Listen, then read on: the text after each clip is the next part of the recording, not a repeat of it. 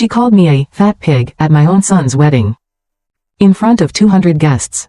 While I was the one who paid for every single rose. And my son just stood there, silent. 2 hours earlier, I was in the church vestry fixing Bradley's bow tie, holding back tears of pride.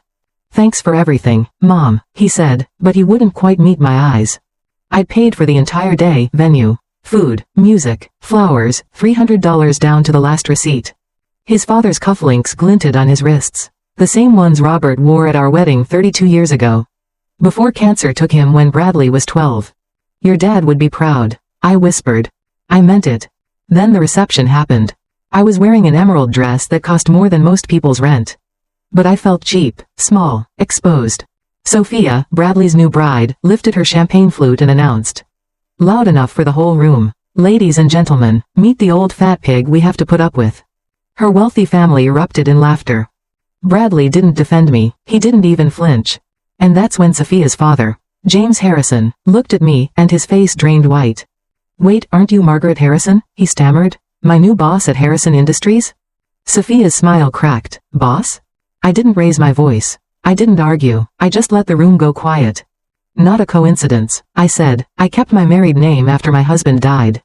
Harrison Industries was my husband's family business. I inherited his shares when he passed. Then I quietly kept buying stock whenever it appeared, patient, strategic, invisible.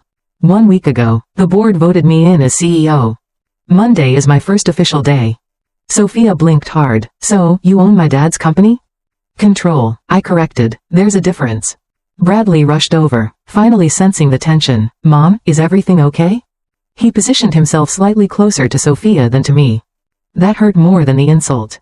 I smiled anyway, the same calm smile I'd used in boardrooms for decades. "Everything's perfect, sweetheart. I'm just getting acquainted with your new family." James swallowed. "Mrs. Harrison, perhaps we could schedule a meeting?" "Monday, 9 o'clock sharp," I said. "My assistant will send the address."